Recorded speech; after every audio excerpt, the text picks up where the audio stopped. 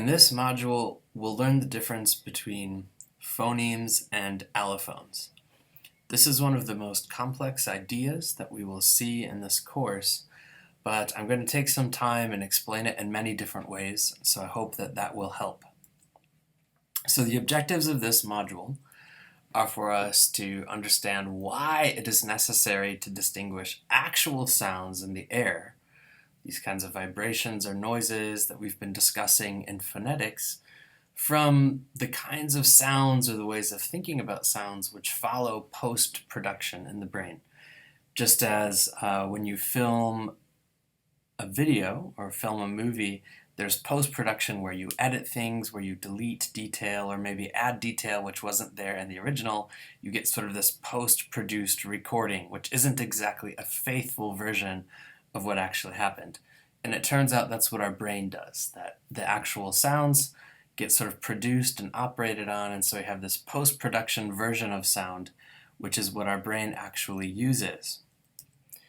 I want to talk in a very related way then, how the concept of a phoneme would differ from the concept of the phone, how we visually represent phonemes versus representing phones as language analysts as we write these things down, the difference between a phonemic transcription and a phonetic transcription.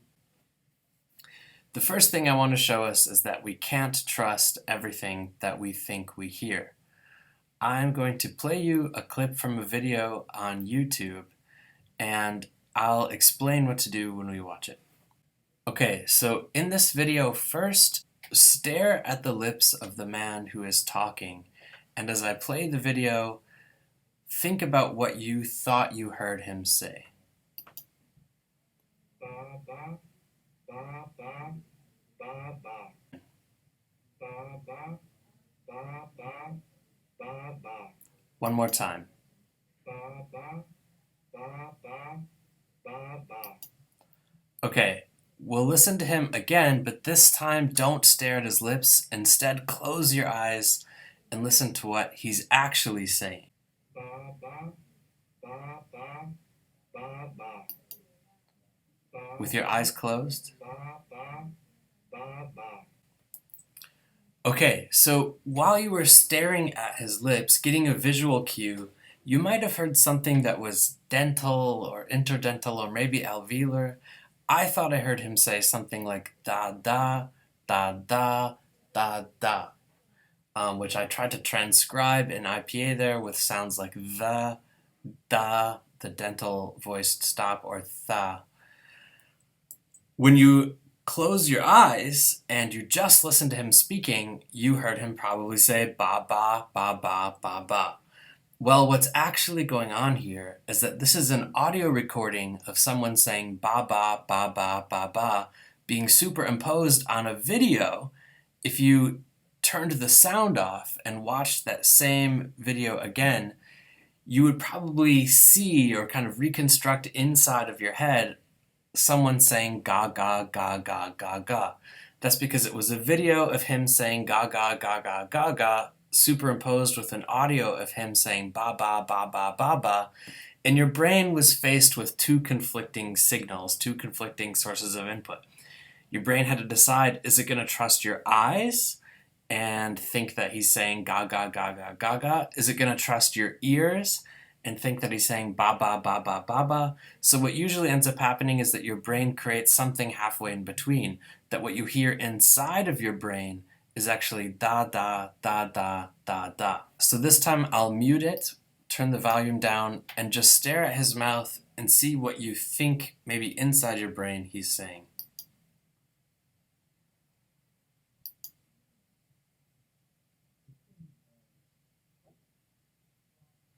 Are you able to hear him say ga ga ga ga ga ga? That's what he's actually saying in this video. So what this shows us is that your brain sides just as much with your eye as with your ear when it comes to listening. Sounds are heard in the brain. They're not actually heard by the ear. The hairs in your ear will send a signal to your brain about what kinds of sound waves exist in the air, but then your brain has to clean it. Your brain can't possibly send all of the detail your ear hears. That would take up too much memory, too much space. So your brain is very selective in terms of filtering out what information the ear sends is the brain actually going to process or pay attention to.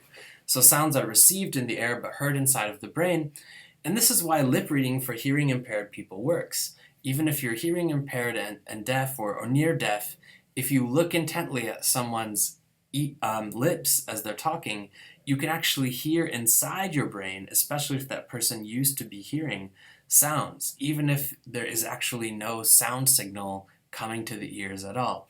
This is because the sounds we think we hear are manufactured by our brain. They're not actually sent there from the ear.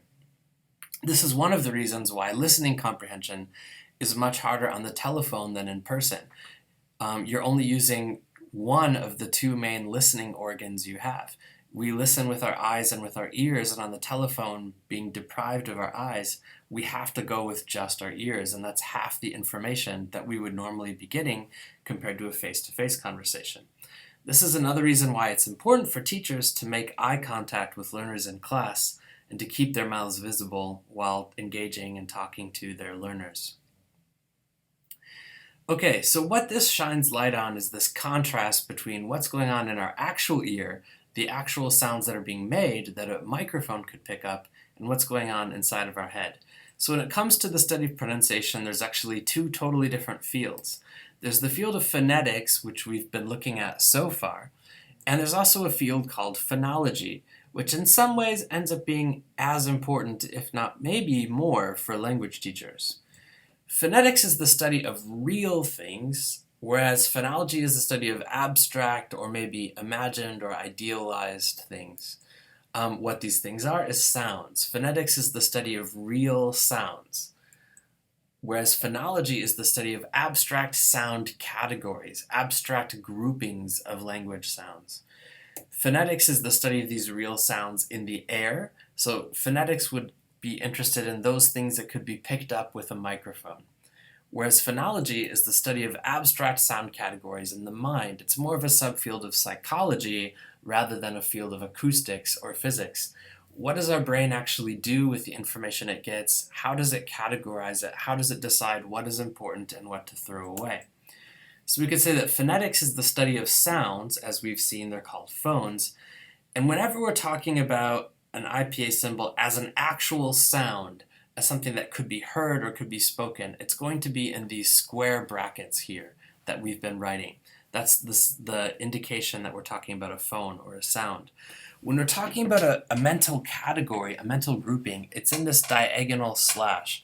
This is a symbol that shows us we're not talking about an actual sound, we're talking about a category in the mind. And these categories are called phonemes.